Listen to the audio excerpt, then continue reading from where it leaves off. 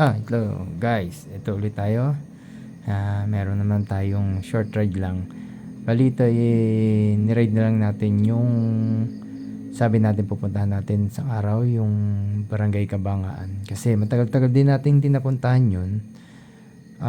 Since bata pa tayo, dun pa lang ang last na punta ko dyan. Naliban pa kami ng ilog. Na-curious lang ako kung ano na itsura ng Kabangaan. So,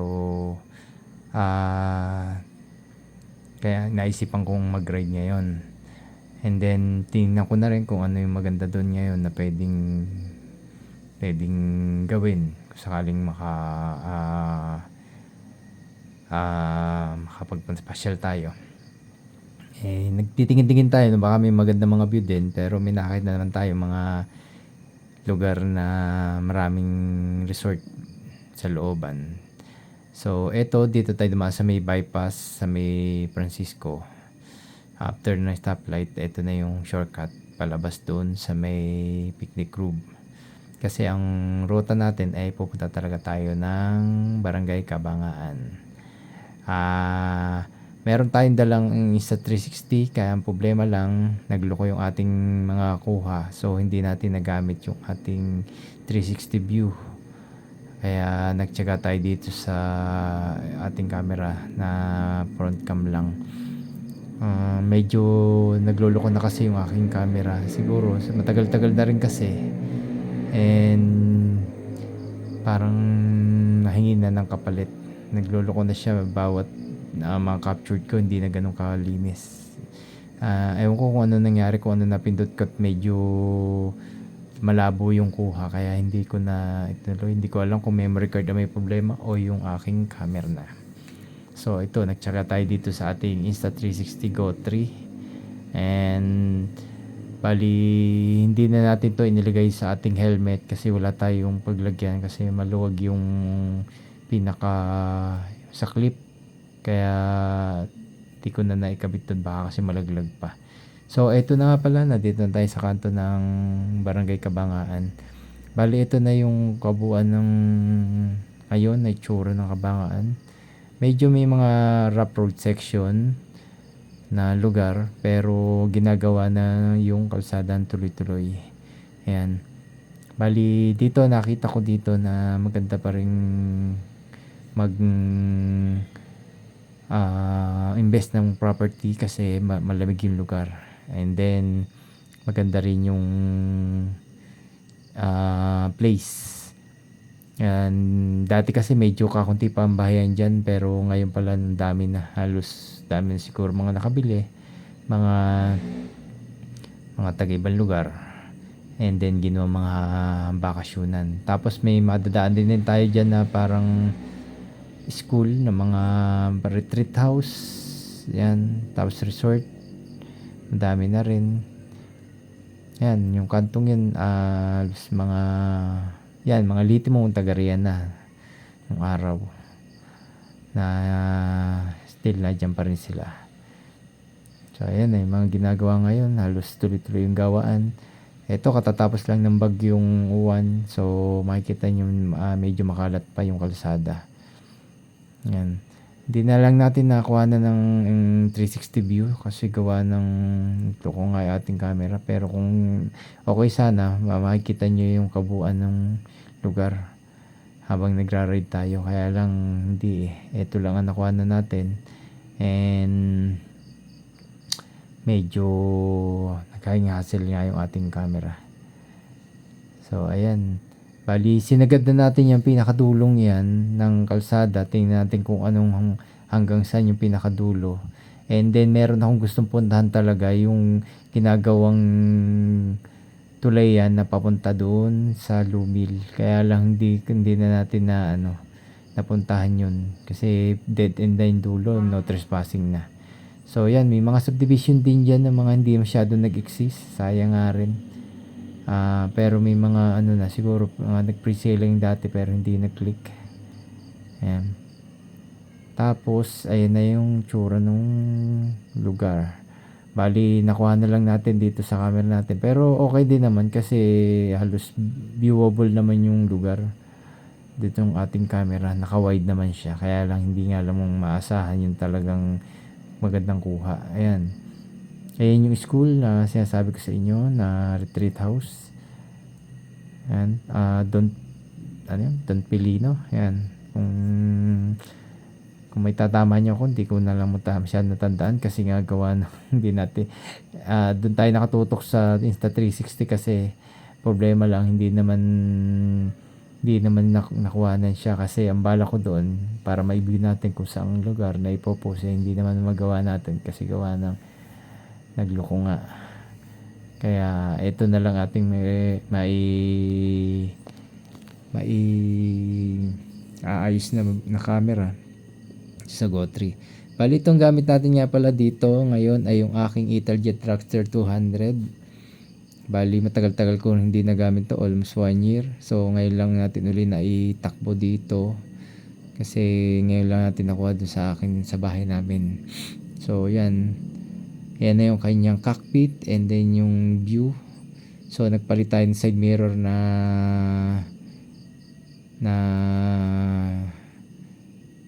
parang steel ang design, wing side mirror. Bali natitiklop yung side mirror kapag tiniklop natin is para siyang wings na, and bumagay naman dito sa ating dragster. So hindi na lang natin nakuhanan yung kasi hindi na tayo nagbaba kasi dyan, pero yan yung mismong tsura niya. And maganda na naman ang forma talaga ng dragster. And yun, swabe din sa takbuhan. Ayan. Medyo may nadaanan tayong rough road section, mga ginagawa pa. Pero tuloy-tuloy pa rin ang gawaan dyan. Yun din lang maganda dyan.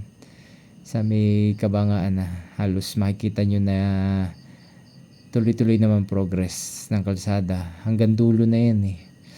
Tapos, nag-search ako sa Google Earth. Chinek ko yung mismong ng Kabangaan. Meron isang dyang way na kalsada rin. Papunta rin naman ng Kasile. Ang problema, hindi ko lang ma-detect dyan. Yung pinuntahan ko, parang hindi ko alam kung dead end na or hindi ko na lang talaga nakita. Kasi ang dami kasi mga nakasulat na private property, hindi tayo makapasok. Pero kung bibigyan tayo ng chance na makapasok, baka makakita natin yun. And akala ko kasi madaling i-view yung place kasi yun ang nasa Google Earth, yung pala hindi. Kasi yung daming mga may-ari kasi dyan, hindi ko alam kung pwede sa public yan. Kaya yun, hanggang na lang tayo, hanggang check na lang sa Google Earth. Then, ayan na po ang ating lugar na napuntahan. Ito na po yung Barangay Kabangaan. Bali, kung tumapat po tayo dyan, ang sinagad natin, umabot na po tayo hanggang Lumil. Yun. Bali, parang tayo nag-loop sa kabilang kalsada, ang labas natin ay Lumil. Or more than pa kasi may private property. Hindi ko na alam kung ginagawa doon. Hindi ko alam kung quarry or what. Sa may dulong-dulo. Hindi naman tayo nakapagtanong. Pero nagtanong din lang tayo dyan. Naghahanap tayo ng pwedeng marentahan na property kung na pwedeng gawing poultry. Kasi alam ko dyan walang sita pa kasi medyo looban. Kaya pwede pa mag-poultry. Tsaka marami pang bakanting lote dyan. Ayan o. Kita nyo naman sa gilid natin. Yan. Yan. May mga subdivision ng nakaandagay pa rin. And nadyan din ang property ni Revilla. So di ko na lang alam kung saan dyan portion na yan. Kasi dati nung bata kami, lilibal lang kami sa ilog. Nadyan na kami. Ang labasan kasi, ang tapatan kasi yan, paso lang ka, meron din. Tapos libang ka lang sa ilog, yun na yung mismo. Kaya lang, hindi ko na matitake kung saan dyan kasi halos batang-bata pa kami noon nung may daan pa dun sa may ilog. Yan, kaya halos di ko na rin talaga natuntong kung saan. Ito, hindi ko alam kung saan dyan mismo eh. Ayan, bali pag liko natin yan, ito na yung mismong simbahan ng Kabangaan. Then malapit-lapit na tayo dun sa dulo. Yung pinaka dead end na ng Kabangaan. Hindi na lang natin alam kung ano pa yung dulong-dulong yun. Pero at least nasagad natin yung place. Nalaman natin kung ano yung pinaka ano to, kasi matagal na akong plan na puntahan to, hindi ko naman napupuntahan kasi hindi tayo nagkaroon ng chance. Ito lang tayo na ngayon nagkaroon ng chance na pumunta. Ayan. Pero develop na siya, hindi na katulad dati. Dati medyo kinakatakutan pa kasi yung lugar na yan, gawa ng bihira pang nakatira. Tsaka maraming ano noon nagluloko. So ayan yung school ng Barangay Kabangaan. Court pala. Yan, medyo pagpasensyahan nyo yung ating medyo bumpy, pero kaya naman ng ating motor. So ayan, no, meron diyang isang ginagawang, hindi ko alam kung ano, pero kung subdivision or laking lote. Yan, sa gilid sa left side natin, ang haba ng binakuran.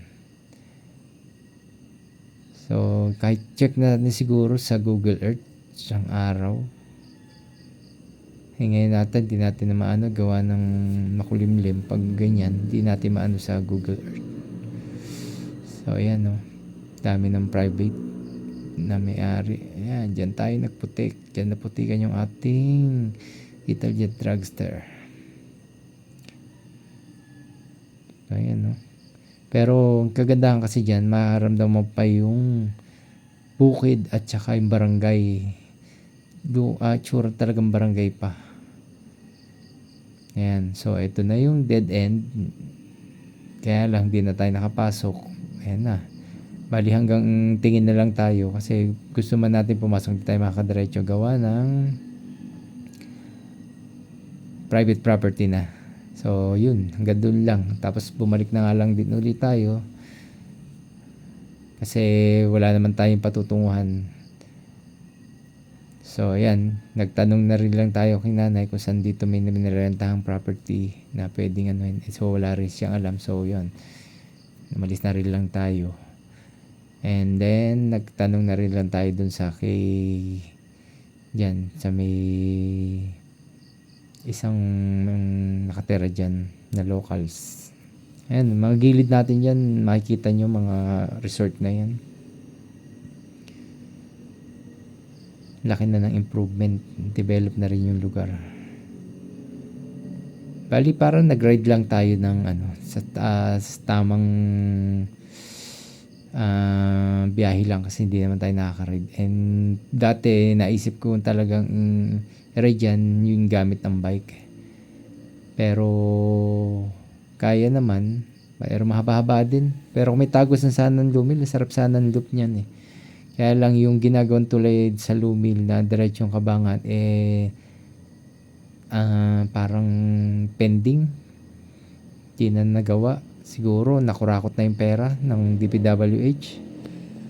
Ewan ko kung ano nangyari doon. Dapat dineloy na lang nila kaysa nagsayang sila ng budget, nagawa na ng mga poste para buhusan yung kalsada. So hindi naman ginawa pa. So napangyayari. So dito nagtanong din tayo dito kay tatay kung saan meron tayo maarkilahan property kung sakaling may mag-business man tayo. Yan.